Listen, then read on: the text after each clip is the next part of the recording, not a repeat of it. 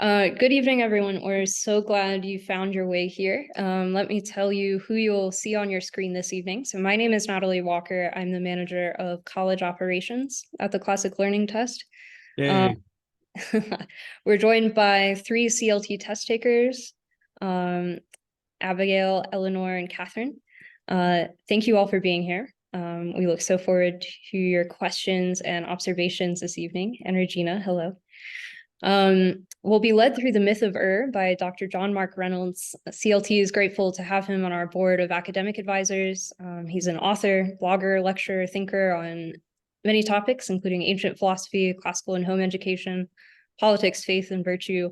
I'll put more of his biography in the chat for your perusal, but I will highlight he is the president of Saint Constantine College, and that's the sponsor of tonight's seminar. Dr. Reynolds, would you actually take just a moment to describe the program and life at St. Constantine's for us? Yeah, imagine that people wonder, we were talking about C.S. Lewis and J.R. Tolkien, people like C.S. Lewis. We wonder why we don't get folk like that. And the answer is, if you don't educate people the way Lewis was educated with some Christian improvements, or Tolkien or Dorothy Sayers, you're not going to get the result. And even many classical or great books colleges don't get down to the one-on-one tutorial. And if you think about it, it's pretty straightforward why they wouldn't. It's extraordinarily not cost efficient to have you sitting in a room with a teacher. But today, I spent my whole day sitting one-on-one, talking to students about the nature of reality, the books they're reading. We also do group classes. I was the founder of the Torrey Honors College, great place at Biola University. I was the first employee, if you will, set with a yellow legal pad. And so like Torrey Honors, we do large group discussions, wonderful place to consider going. I hope you do. But one thing we're able to do at St. Constantine that's a little different, and it's either different in a bad way or different in a good way, depending on your point of view, is like Oxbridge, you get lots of one-on-one tutorials with the professors. And because even though we're a small school, we'll never admit more than like 30 students into a freshman class. So we intend to be small. Because we're integrated with a K through 12, you'll have access to as many as 50 or 60 faculty who can come in and help do tutoring. So we're kind of a micro college, like an Oxford College was traditionally, small. But unlike a lot of small colleges, we have multiple faculty. So that's what's good about us in an academic sense and unique. As far as I know, we're the only ones who kind of preserve that one-on-one tutorial mode. Again, it may be your cup of tea, it may not be, not putting anyone else down. If that sounds good to you, then that's good. The other thing we do is we're an Orthodox school, which means we're very, very Christian. We take the Christian faith very, very seriously. The great text is, of course, scripture, and we move out from that. And nice thing about being Orthodox is we're also very global. So we reach all of Christendom. We like to say from Aksum, ancient Ethiopia, through Alexandria in Egypt, to Antioch, to Athens, to America. We try to span the globe of Christian thought. So that's a little bit about St. Constantine. Lots of wonderful schools involved with CLT, so you have lots of great choices. It's hard to go wrong. But if describing a kind of Oxbridge one-on-one tutorial plus group classes in an intensely Christian environment sounds good to you, you should visit. I think one-to-one student-faculty ratio is pretty hard to beat myself. Yeah, it's good. And then also the group discussions, which enable you to not always feel like the spotlight is shining on you. You can hide a little bit in a class of 12. So it's a combination of those two things. That's great. Last thing for me, we would love to get introduced to you all, our attendees tonight, listening in. So maybe put a word in the chat about where you're coming from tonight and maybe what your relationship with Plato is. We'd love to see that. And please use the chat conversationally the whole evening. I'll be voicing some of your questions and thoughts from there throughout the seminar. So Dr. Reynolds, I turn it over to you. Thank you. So I would really encourage, if you're one of the students listening, to please interrupt me all the time. I'm used to teaching college students. And I promise you, especially if you teach one-on-one, I am not used to people not interrupting me. sometimes with screams of agony or rage or things like that. So feel free, if you're one of the participants, to unmute your mic and just say, but wait, that makes no sense whatsoever. So as we think about Plato, I probably don't have to defend to anyone here reading Plato as a great author. A secular philosopher suggested that all of philosophy is a footnote to Plato. And while that's an exaggeration, there's some truth to it. Plato was the first person to kind of sketch out the big range of ideas that later would form global philosophy, Eastern and Western philosophy. He also, see Paul on Mars Hill, something we could talk about if we have time in the questions. If you look at Paul's sermon on Mars Hill, you can see Paul appealing to what was kind of a Neoplatonic, semi-Plato consensus in the ancient Greco-Roman philosophical world. Plato was, in one sense, a forerunner to Jesus because he introduced some ideas that made the gospel more palatable to smart people. Imagine if I gave a lecture at Harvard, the equivalent of Mars Hill, and 2 or 3 faculty members immediately converted. And from that point on, everybody started talking about Christian ideas. I'm not capable of giving such a lecture. St. Paul was and gave such a lecture on Mars Hill. And partly he could do that because of a work like the Republic that prepared the people that were sitting on Mars Hill for the coming of the Christ, of the Lord Jesus. And we'll look at that a little bit as we go through. Now, let me be careful. The Republic isn't, the 67th book of the canon, or however you count the number of books in the Bible. It is a flawed book. Plato is a flawed thinker. One nice thing about Plato that helped bring me back to Christ, actually, when I was struggling with my faith, was that I could fight with him, that I could argue with him, because he is so often wrong. And what is wonderful about Plato is when he's wrong, he's very wrong, and we're unlikely to commit his errors. I don't think that we can come back as fish, for example, in a reincarnation way. But where he's right, he sort of set the world up to think about Christian ideas. And we'll see that in the Republic before we get to Book 10. But think of Plato then as setting a kind of agenda, because philosophy itself, which was invented on the Ionian coast of Greece, spread throughout the Mediterranean world, had come to a real sticking point. And it had come to a sticking point because the world, they wanted to explain the world, but explaining the world leads you to a kind of dilemma. If the world is God, if you think of the world as divine, God, then exploring the world, dissecting things, is a kind of blasphemy. You don't want to cut up God, right? You don't want to explore God. On the other hand, if the world is somehow evil or less than God, why should we think about the world at all? Why should we explore natural reality? We should sit and think about thought itself. So you get movements like the Pythagoreans, the Pythagorean theorem, a squared plus b squared equals c squared. Those groups began to do math, but math abstractly, like abstractly from the natural world. So science and this kind of reflection that birthed philosophy became impossible. Plato was trying to solve this dilemma because philosophy began to degenerate into what we would call sophistry.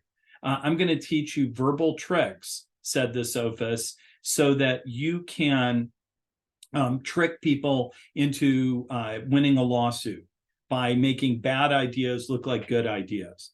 And sometimes I think academics, we've descended into sophistry, right? Because we can no longer defend why we're doing what we're doing. We no longer have a unifying idea set. A university needs something to unite the engineering department and the theater department, to unite the English department and the nursing department. How are they all the same? Why should we explore the natural world? Why do we think we would find the truth? Plato set to work to try to restore philosophy and make it possible to explore the world. But he had a problem. And the problem was that these sophists had attacked the very idea of justice. Like there, instead of justice, we just have who's the slickest talker, who can make the best arguments, who can convince people through their argle bargle, right? My intellectual sounding words, or I intimidate you, or I somehow persuade you using fancy rhetoric to do bad things. How do we stop that? And the answer they came to was we need to see justice. We need to know what justice is. But beyond that, the young men around Socrates in the Republic want to see more than justice. They want to know that justice is good for itself. Not because we're going to get prizes, not because the city's going to reward us, not because I'll get rich and famous. We want to know that justice, being good, being just to people, is good in and of itself. And there's a moment in Republic Book 2 where Plato presents these young men who have been deeply infected by the evil educational system of the time. They say, this is what we want to see, but we know that if we saw a just man, a good man, a man that really did what was right, we would take that man and we would crucify him. And so what good would it do? Now, you don't have to be very insightful to know that the fact that when St. Paul came along and began to talk about a crucified person, there's an echo that would have been heard by his audience. You know, what if we crucified a just man? And you get to the end of the Republic, what we're looking at today, and what they've come to see, they work very, very hard through the Republic. And some people make a mistake in the Republic and they think it's about politics in our modern sense, about building a city. And the city, if you look at the Republic that they build, would be a terrible place to live, right? You would never want to live in the city in the Republic. You read about it and the government's all powerful and it's censoring everything. And then family structure is destroyed. But I want you to pause and think for a minute. Yeah, the actual word crucified is used inside of Republic Book 2 to describe. Sometimes in translations, this is so Christian-y sounding that they'll use the word impaled instead to kind of minimize this echo. I'm answering a question inside the chat. Sorry about that. When we get to looking for justice over the course of the Republic, people said, I want to see justice in you, Catherine. I want to see justice in you, Abigail. I want to see justice in Regina or Eleanor. But it's hard in an individual. Our lives are complicated. We're small. The world is big. And so they try this. What if we could build a simulation city? And we're going to build this city the way some people play computer games like SimCity. They build cities and they kind of have fun doing it. And we're going to build this city to do what? To look for justice. And when we see justice in that city, we're going to assume that, this is a good Plato assumption, that the macrocosm, the big picture of the city justice, is going to look like justice in our souls. And the bigger letters of writing about the city will help us see justice in our souls. For this reason, if you've ever played a sim game, like with people, they simplify the game because the point of a game is to have fun. And so if you have to do everything you do in real life in the simulation, the game is really boring. And why wouldn't you just live your real life? And so they simplify things. I once played a sim game in my dissipated youth where you were supposed to build a Roman city. And you would have the city and it would be full of like trashy houses. And I would decide to build a Colosseum. And I had a little shovel tool and I could simply remove all the trashy houses and build a Colosseum. And all the sad workers would walk away with their knapsacks on their back, being sad. But no one came. My mom didn't come and punish me for doing this because they weren't real. It was a simulation, and I was just having fun. I mean, maybe this wasn't a good thing to do, but the point of the game wasn't to judge my morality in terms of urban renewal. In the same way, Plato simplifies his city. Why get rid of families if you want to see justice? Because family structure actually makes politics really complicated. I'll do things for my kids I would never do for y'all. I teach my kids freely and openly. I don't charge them, but if you come to the college, we're going to charge you tuition. I don't give my kids the CLT and say, great, you're ready to come to college. I will now teach you. Instead, because I love my kids and they're my kids, I teach them. If you think about that, that makes it harder to see justice because that's a complicating factor inside the city. So Plato, just like my sim game, simplified building a city. So Plato simplifies over the course of the Republic, building a city so that we can see justice. And eventually they think they do see justice. We could talk about what he thinks it is after we're done. And when they see justice, they also see something called tyranny. And they begin to relate all of this to the terrible educational system that was inside of Athens at the time of Socrates. Part of what got Socrates killed was, I hope this doesn't happen to you, CLT, they attacked the educational establishment because it was destructive to young adults. It was causing them to be not able to see justice. And Socrates' attack on that system, which was very evil and very corrupt in ways that I will not even describe to you, because he did that, the city rose up and killed him.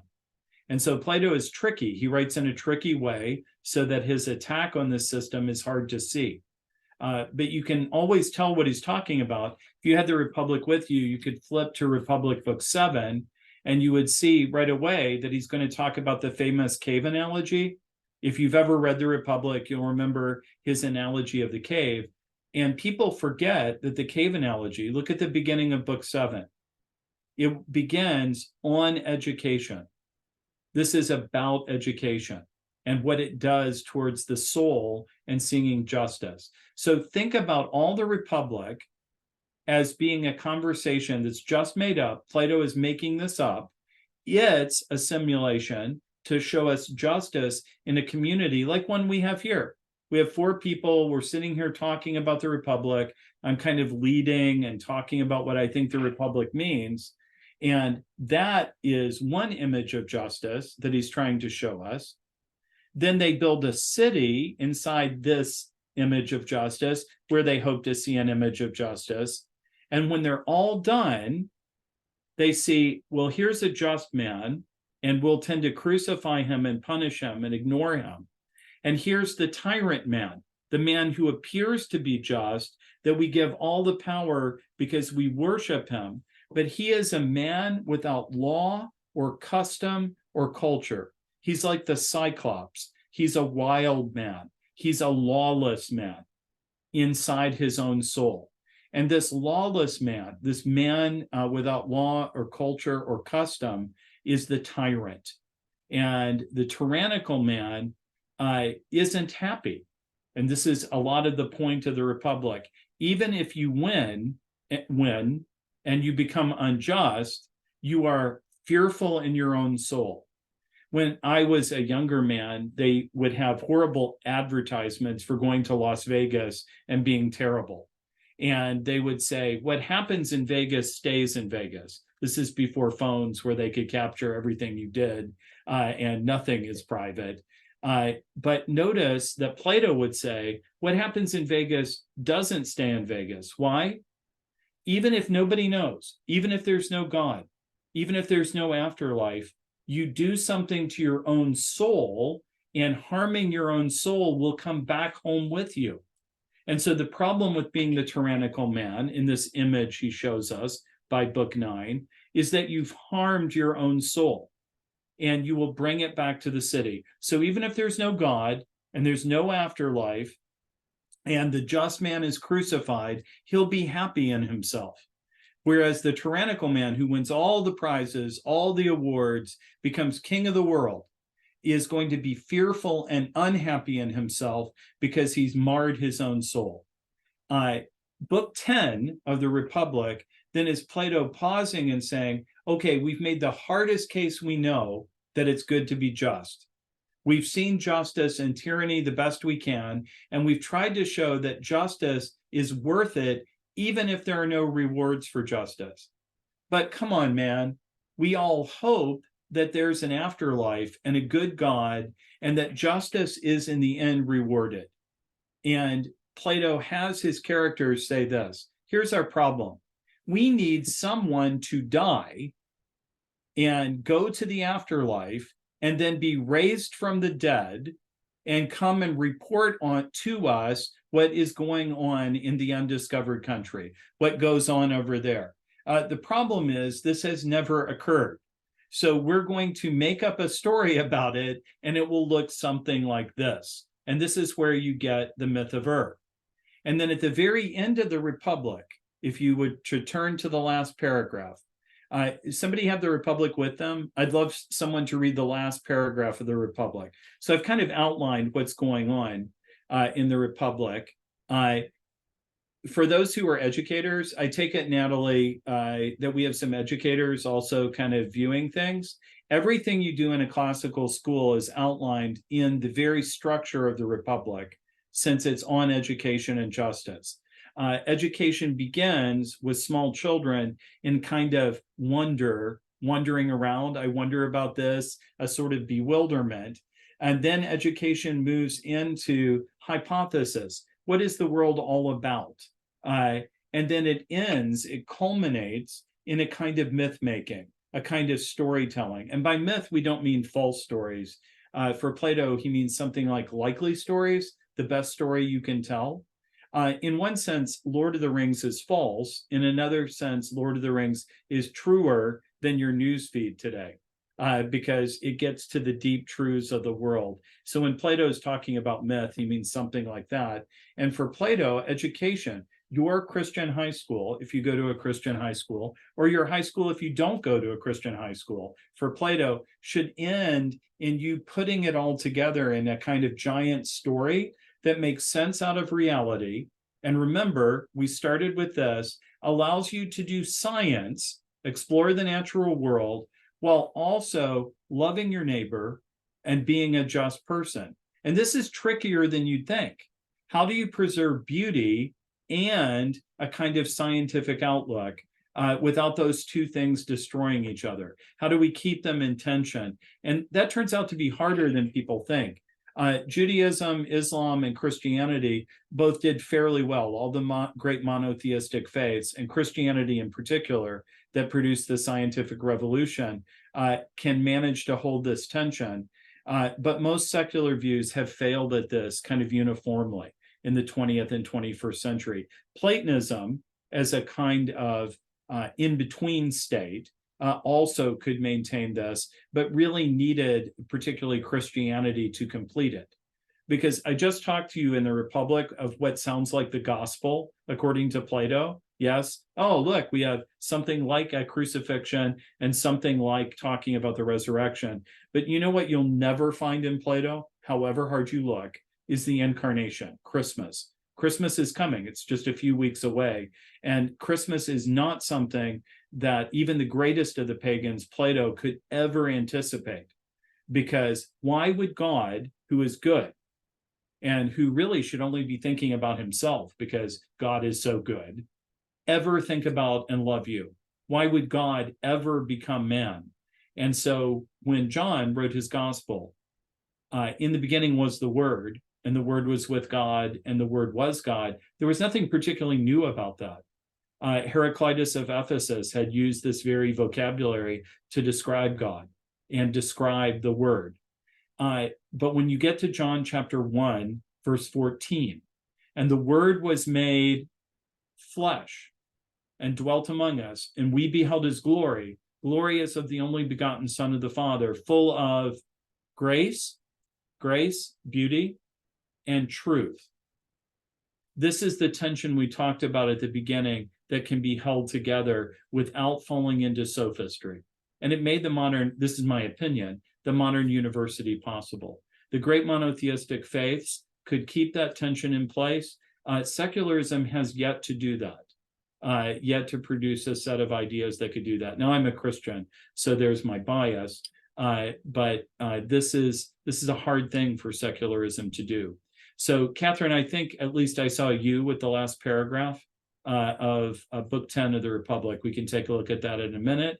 And then I'll take questions from just anybody. There's my blatherskite about the whole structure of the Republic and why people like Karl Popper, who think it's all about politics, and Plato is he hates democracy and we should ignore him entirely, why they have misread the Republic entirely. So, Catherine, will you read us the last paragraph? Yes. There you are then, Glaucon. The story has made it safely through the end without perishing on the way. And it might save us too, if we take it to heart. Wait, and so what might the story of the resurrected person who tells us that the universe is actually just, that there's hope, that the gods are good, and the tyrannical man is trapped in hell, in what I would describe as hell, in some kind of terrible place, never to escape, and that the just person sees the face of God, sees the beautiful. What can that do for us? What does it say? it might save us too. Right. But there's a problem. There's a problem. If what? We take it to heart. Yeah, And think of that as if we could believe it. And the problem here is they just made the story up. Like, it's just made up. You have to kind of suspend belief in an important way. We need this to be true, but we don't have any reason to think it is true. Would that this were true is a way of putting it. And so we're going to believe it anyway, because it's a way that we can do philosophy. And you'll see that in the rest of it. Keep reading. And it might save us too if we take it to heart and so successfully cross the river of oblivion without defiling our souls.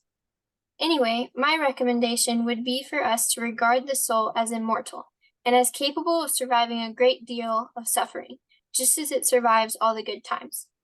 We should always keep to the upward path, and we should use every means at our disposal to act morally and with intelligence, so that we may gain our own and the gods' approval, not only during our stay here on earth, but also when we collect the prizes our morality has earned us, which will be just as extensive as the rewards victorious athletes receive from all quarters. And then, both here and during the 1,000-year journey of our story, all will be well with us. This is a happy ending, but it's a happy ending with a little bit of tongue in cheek, because we have to hope it's true.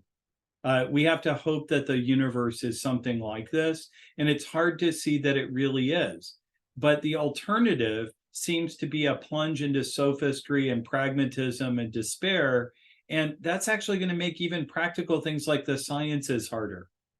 But there are some hopeful things about the universe. Math works, for example. Why does math work? That's a weird thing. And so we want to have hope. We want to be able to do science, but we also want to be able to do music and the fine arts. We want to be able to sit around and have discussions like this. I'd like to think that you guys matter. I'd like to think I matter. I would like to think your teachers matter, and that what we do matters. And so the Republic ends on this hopeful note, but it's a little bit bittersweet. So let me pause, and whether it's in the chat comment or from y'all, let's take some questions before we look a little bit at some of the details of Book 10. Hopefully I've given you a decent flyover. If I never say another word and you just ask questions, that's awesome. Hello, good evening. So you mentioned that, my name is Regina. You mentioned that when they saw justice, they also saw tyranny. Yes. So my question is, do you suggest that justice and tyranny are codependent? Yeah, that's a good question. No, for Plato, it's something like this. If I have something very, very beautiful, it can exist. The good, and I'm speaking as Plato, not as my own view, right? The good can exist, because if you think about it, Plato believes that to be is better than to not be, that not being is worse than being. Being is good. And goodness, even in the Greek, is like beauty. They're often the same word. And so the good is also beautiful. And that's what is. And what is cannot, this is Parmenides actually, not be. It has to be. It just goes on ising. It's I aming forever. Am. It's unchanging. And as a result, the good can never go away. It can never be defeated. Unfortunately, we are, for Plato, a kind of becoming. We're headed towards the good. And for Plato, becoming allows for this possibility that we can, instead of going, I'm going to use this word, Plato might not, going goodward, like towards the good, or Godward, if Plato believed in God. That's not always clear. Talks about the good, is the good God. Later Platonists will call it God. He's often a little tricky about this. But as we head towards the good, as we're going Godward, we can choose to do what? Turn away, swerve, move away from the good. Why would we do that? Because we have bad desires, and our desires for smaller things distract us, and so we can destroy something that's good. You don't have to have tyranny because you have the good, but the possibility of tyranny exists because of the good. The good must be, it cannot not be. But because we can break it, we can swerve from it, the tyrant is possible. Think of the tyrant as the person who's going in exactly the opposite direction from the good. No matter how far they go, because there's still a becoming thing, the good is still behind them. They can never become totally not either, right? But they become diminished. They become ever smaller. They become worse and worse and worse. Plato's view about this is found in C.S. Lewis's novel, The Great Divorce, where he talks about people who begin to head Godward and so become larger and more solid, and then the people who are in his version of hell, who are becoming ever further from God and becoming diminished, smaller. They actually fit in the cracks of heaven. They become so small. They can never not be, however, because they were created by God and have a kind of existence.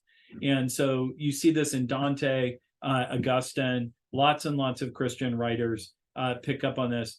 St. Basil, if you're an Orthodox Christian, classical education for Christians really starts as much with St. Basil in the East as it does with Augustine, deeply influential in doing this. And you can see these Platonic, corrected by Christianity echoes in that. So to answer your question, it's Regina, right? To answer your question really directly, you do not have to have a tyrant to have a good soul, but a good soul means you could have a tyrant because we could exercise our wills to diminish ourselves instead of increasing ourselves. And look, you see this in school all the time. You'll be in a discussion with a really good teacher in whatever good school you're a part of, classical school, and there will be the person who is distracted and does things and thinks about things that are nothing. They're small. They make the person smaller. Why do they do that? I don't know. Plato isn't sure. I could give you some religious reasons for it, but we'll stick to the text of the Republic tonight. And what Plato would say is something like this: we fail to tame our desires. So for classical educators like Plato, a big job of school, and I didn't do as well with this as I should have, and hopefully doing better at this course in my life, a big job of school is to teach me to moderate what I want so that what I want becomes what I should want. That teaches me to head towards knowledge, towards truth, towards goodness. The increase of scientific knowledge, for example, is a good thing as we head towards the good, towards the truth, as opposed to just making myself happy in some small sense, giving myself power. So the tyrant, you can think of the tyrant as the person who's so tricky that they can get anything they want, but getting everything they want turns out to be not what's good for them and destroys their souls. And I think I would think all of this were true if I weren't a religious believer. Because obviously this is just the Republic, it's not the Bible.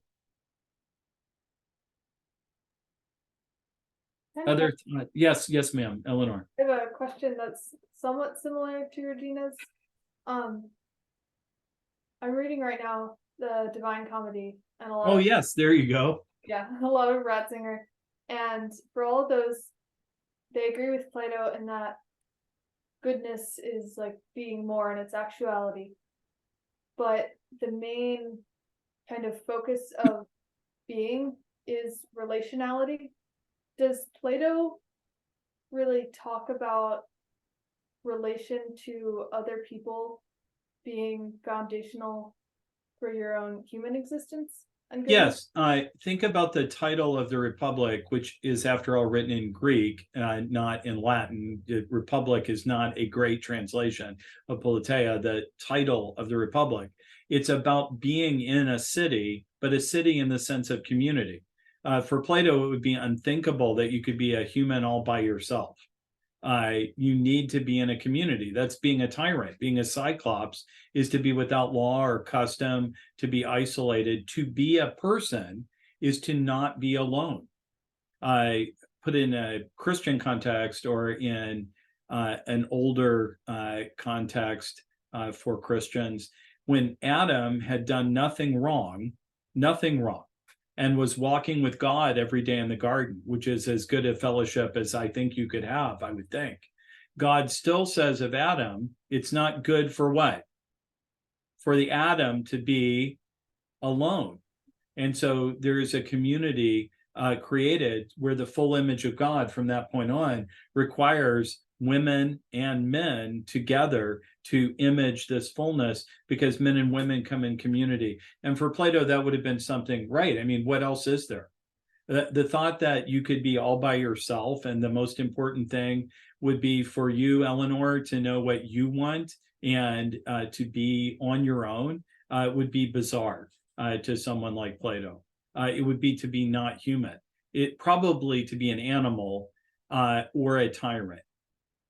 Or a god. You thought you were God or something. And since you're not God, that almost surely means you're an animal or a tyrant, to paraphrase Aristotle. So sure, Dante is just being part of this great tradition and conversation. And in my opinion, all the great monotheistic faiths would say, right. And all the great pagan philosophers would have said, who in the world thinks that they should follow their heart? I mean, that's going to be a disastrous idea, right? Don't do that. That way lies madness. How do you get science, for example? Madame Curie harmed her own health to help advance human knowledge with a monastic devotion. How are you going to get the kind of rigor that it takes to become a medical doctor if you're just going to live for yourself? Just go major in something foolish, get a credential, and go sophist on everyone. Go, do a full sophist and get yourself some money and have a good time. Why do you want to go through the rigors of med school? You're not necessarily going to make more money. You're not necessarily going to have higher prestige, and it's so hard. Well, of course, in sort of all the great classical traditions, it's easy to answer that question because of what you're saying, Eleanor. And as a Christian, it's easy for me to answer that question. But I think it can be very hard to answer it if you begin to abandon some of these classical perspectives.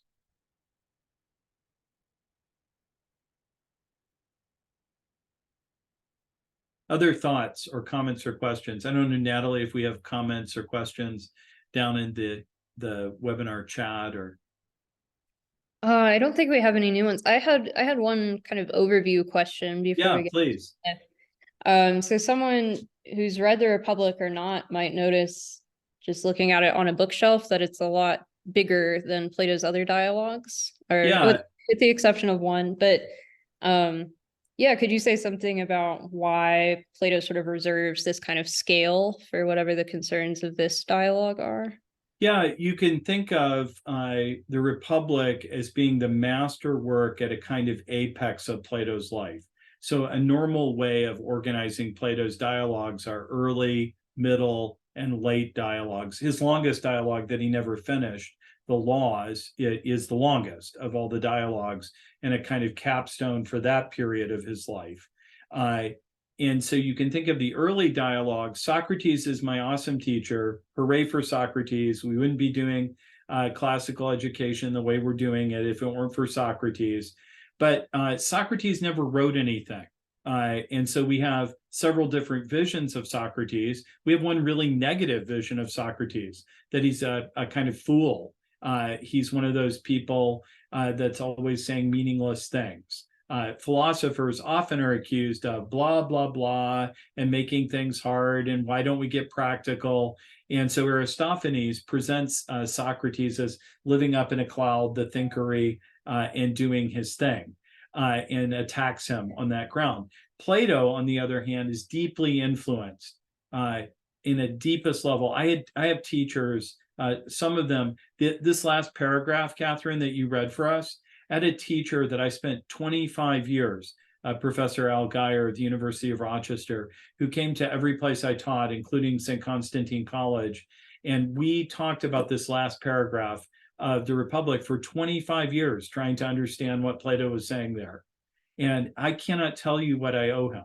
And so everywhere I go, I echo him. And particularly early in his career, when he was writing, you can see Plato just imitating and echoing Socrates. The early dialogues, including the Apology, which is just totally a speech by Socrates, are deeply influenced by Socrates. And they're shorter because I think, like Socrates, they end in this kind of wonder. It's sometimes called bewilderment, because in a bad student, wondering is negative. But look at a little kid. This is why elementary school at the Saint Constantine K through 12, we have lots of outside time, lots of recess, lots of wandering around and no homework, because the beginning of the dialectic of this kind of Socratic education should be wondering. Like, I wonder about the stars. How do they work? I wonder how I should live. I wonder what I should do. And for a little kid, that's awesome, because they have parents that are helping them, and they have playgrounds to play in, and it's all safe. Little risk-taking. Kid thinks, I'm climbing a tree. This is the most remarkable adventure ever. When I was a kid, I imagined a whole alternative reality that Daniel, my brother, and I would go play in. I read a novel called Chasing Shadows, if anybody wants to read about my adult take on my childhood games. But that's fun. That's what kids do. And that's the beginning of education. And that happens with freshmen in college, by the way. When we are at the St. Constantine School, we try to bring you to wonder. It's wonder. Sometimes that's painful and feels like bewilderment, but only if we resist following the logos, the divine logos, where the logos is leading. That becomes painful for us. And then the second phase, we try to begin to put it back together. And that's where you get hypothesis. Like, okay, I think it works this way. And hypothesis is, by its nature, Natalie, going to be longer. Here's how I think it works. Sometimes people will say, John Mark, you've given more or less a lecture. I thought you taught Socratically. And often I do teach Socratically, where I don't say that much. But you'll notice if you actually read a Plato dialogue, Socrates will talk page after page after page, because he's presenting hypothesis. And there's a real mistake in reading him in taking what the students say not seriously. Often the way the students respond that guide what he says, that they're more important than what he said. And sometimes we get frustrated, like we do with the disciples. If you're a Christian and you're reading the Gospels and the disciples are talking to Jesus, and you think, that's the dumbest thing ever. I would have said this. And I think the Gospels and Plato are inviting us to do that with the dialogue. They're inviting us into dialogue with the Socratic hypothesis that Plato is presenting. But also Socrates has the students he has. Jesus has the disciples he has, not the theoretical ones we would put there. And so that's pretty true to life. I just warn all of you, when you look back on your notes from high school, even at the end of college, you're not going to like them as much as you might think. I still have papers I wrote from 10th grade, and I just turned 60 this year. And I, in my head, was much smarter in 10th grade than I was. And you can see echoes, or early prefigurements of some of what I believed. I went to a Christian school my dad founded. I got a good education. I'm grateful for it. But I was pretty dopey. And so it's good every once in a while for me to pull those out and take a look at them, because I think, yikes, I'm glad that I kept reading and thinking, because this is a little silly. But I want to say to all of you, the four of you who are with me, it's good to be silly. Your hypotheses have to be what they are, what they really are. And that's why you should be nicer to people like Glaucon, whose name, after all, means bright eyes. And one thing you'll notice during the myth of part of the myth telling begins by talking about the soul, the actual soul, and Glaucon stops talking, and Socrates introduces this character at the bottom of the ocean, the wine-dark sea of Homer, who's covered with seashells and flotsam and jetsam. You can hardly recognize he's human anymore. And this is the great sea god Glaucus. And of course, that name should strike you as familiar. That's the way we are as students. We can barely tell we're human. If you look at my 10th grade papers, you can barely tell I was literate. But I was what I was. So I wrote what I wrote, and that's awesome. And only a jerk teacher would think anything of that other than, you'll get there. You'll get there. Just like my professor, if I live as long as he did, I have another quarter of a century or more. I talk to my dad every night, I hope, God willing, to explore these ideas with students, and I'll be better. I'll be embarrassed by this lecture by that time and think, oh my gosh, you poor people had to hear these simple thoughts, because I'll have thought more deeply about the text. And then I think eternity, when we've been there 10,000 years, bright shining as the sun, I'll really understand the end of the Republic a lot better than I do now. To paraphrase Amazing Grace in a horrible way. So that's an answer to your question, I think. Other thoughts? I sneakily introduced some of what I wanted to say about the myth of and Glaucus into my answer. It's a very subtle thing. So I will never tell you about it. Any other thoughts about this as you think about what we're talking about? We have, let me say two or three other things. Then we talked about Glaucon and Glaucus. You'll notice that Plato in the myth of also sets up the theme of the fictional journey into the underlife. He's picking up on Homer, right? This occurs in Homer, Odysseus, right? The myth to the underworld. Anybody think of any other authors that you look at in a typical classical school that do this? Yes, hooray for you. Whether it's Virgil or Dante or any other classical writer, the theme of the journey to the underworld, or not just the underworld, to paradise, to see what the afterlife is like as a journey, becomes very common. And I want to say a simple thing about this. Almost all the writers, I think including Plato, but surely including Dante, do not think of this as purely fictional. So another thing, most of you are probably looking for a college.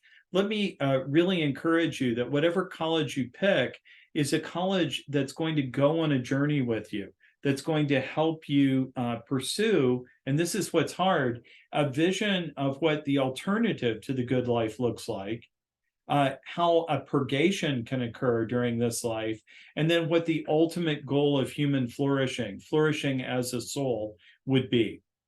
We, after all, aren't going to college to get a credential. That's not a useful task. That would be foolish in the same way that the tyrant is foolish. After all, if I get a credential so that I can live my life, so that my kid can go to college to get a credential, I become not unlike a mouse on a little wheel, spinning round and round uselessly, and I get some treats maybe, but that's not a human life. That's the life of a captive, enslaved animal.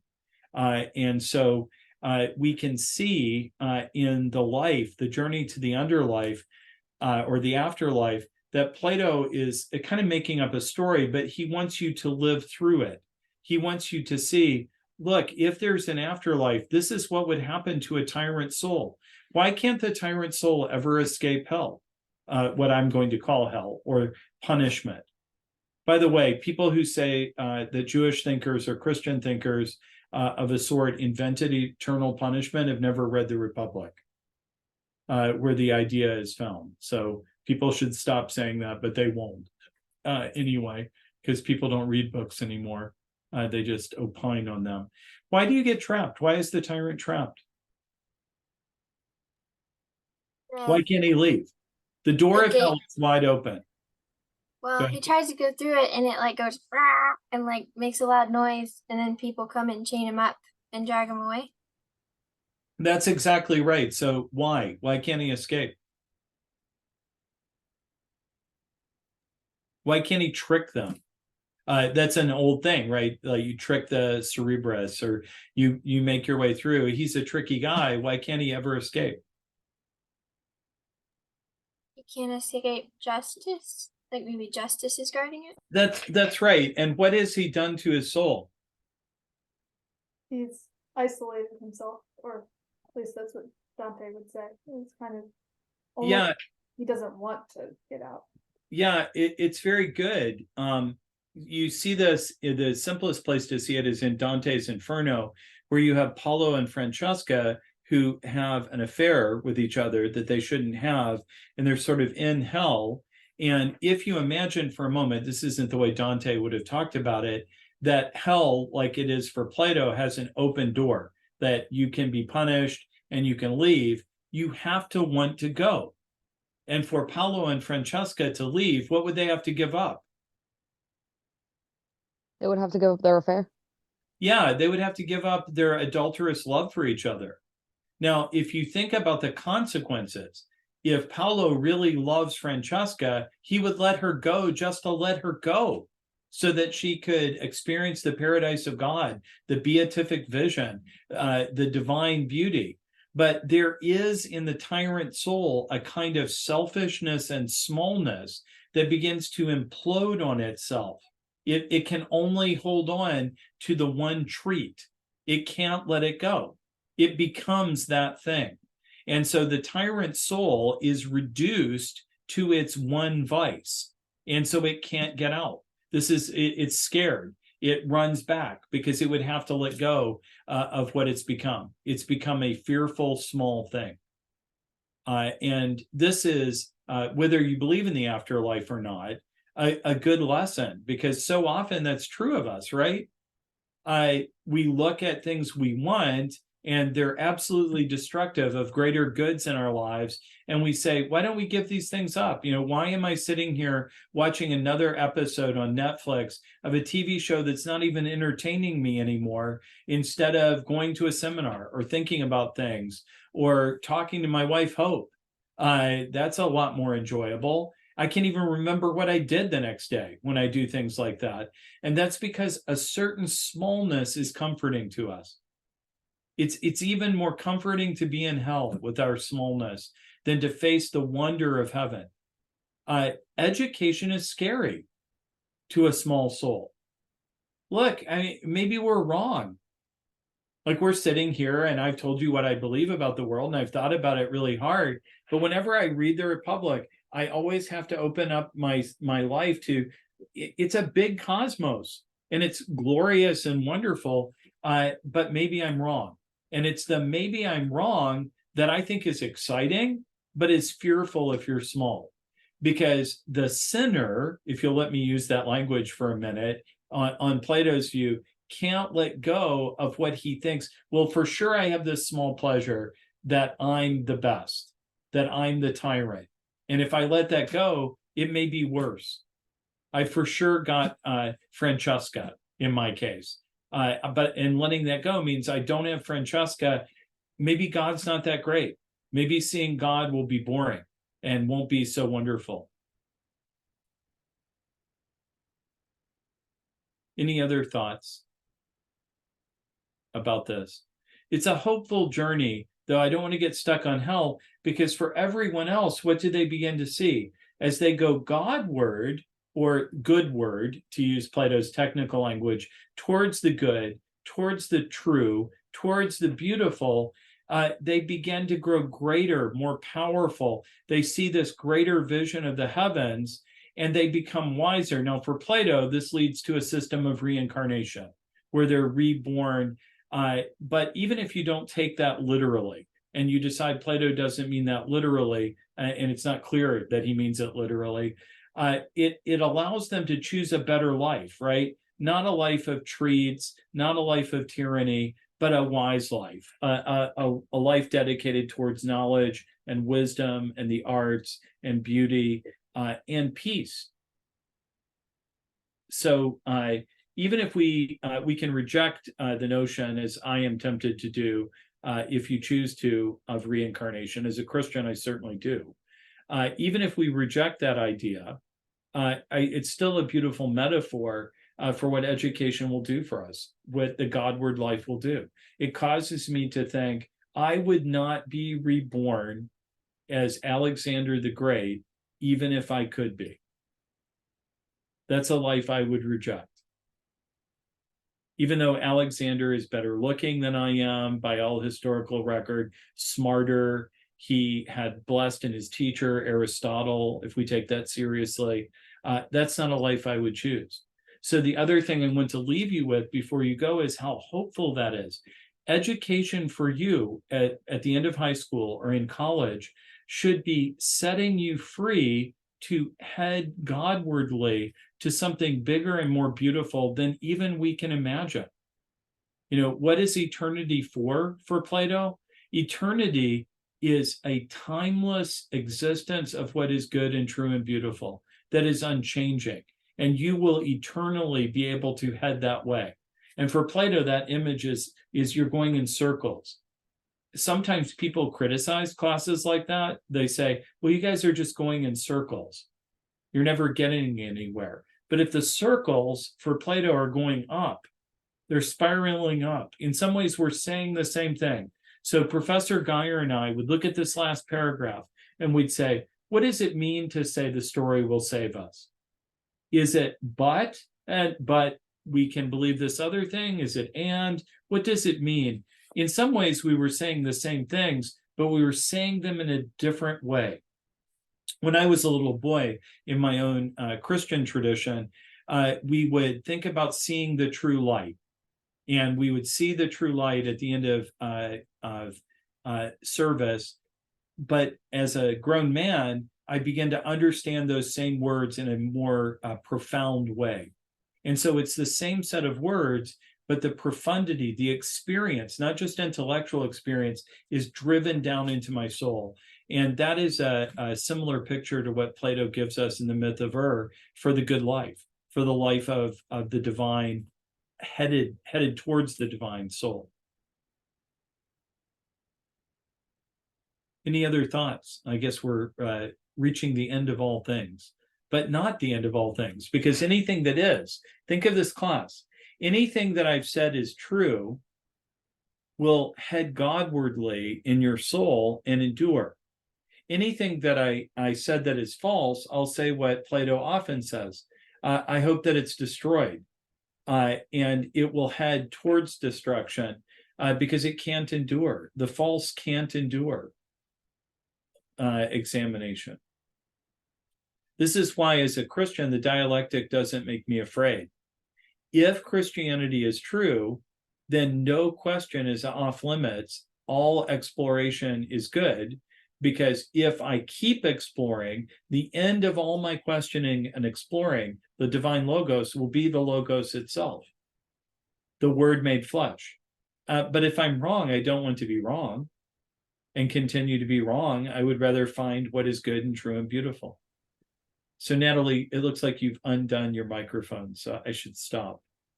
Well, we are already a few minutes over, but I'm so sorry. Oh, you're so fine. But I do think that Regina had one more question, so I thought please. the place I once stayed at a seminar until 2 a.m. taking questions. I won't do that to you tonight because there are timers everywhere nowadays, but they actually sent someone to stop the class. So yeah, we won't do that tonight. Go ahead. So thank you for your lecture. And another question that I have is, again, you mentioned that if the world is God and you don't want to cut up God, you understand what I'm saying?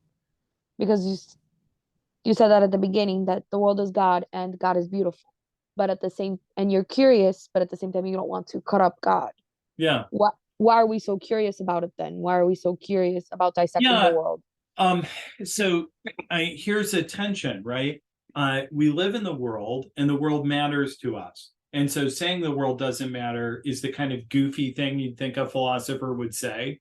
Of course, the world matters. We have to eat, we have to drink, we have to do things in the world. So of course the world matters. On the other hand, if you've ever looked at a beautiful piece of art or heard a beautiful piece of music, it seems like there's so much more. I mean, most people have a sense of longing inside of them that says, isn't there more than this? Can I see more than this? Isn't there more than this physical reality?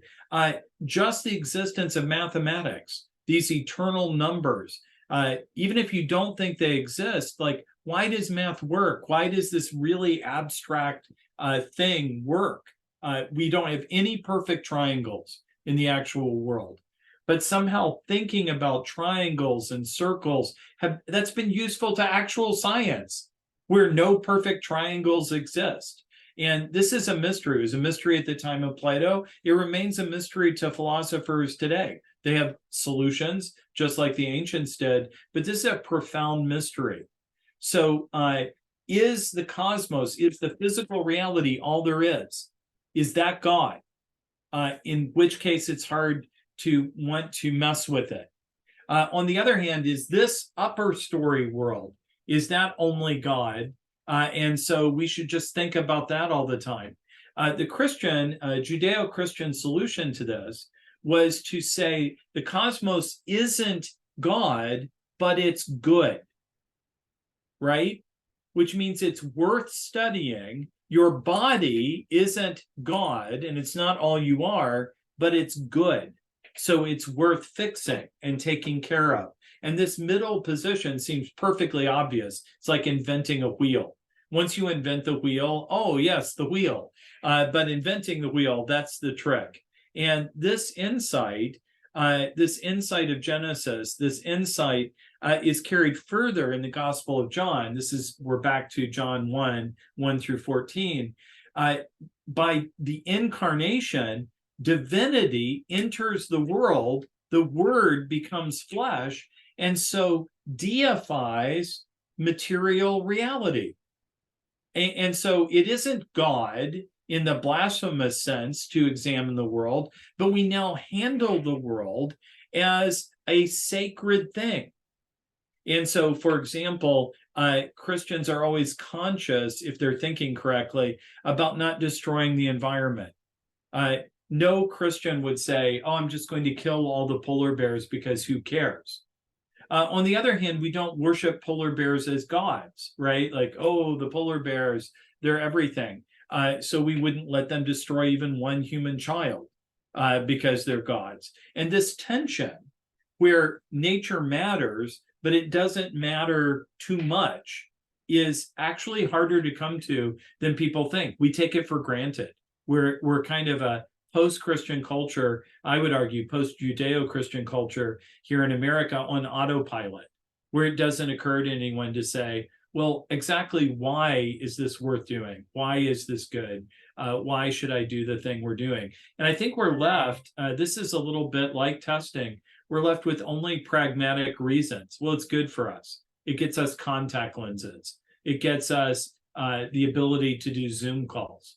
But notice that means, Catherine, they want you to go to school and work really hard, or Abigail or Regina or Eleanor, so that you can maintain this system while they go party.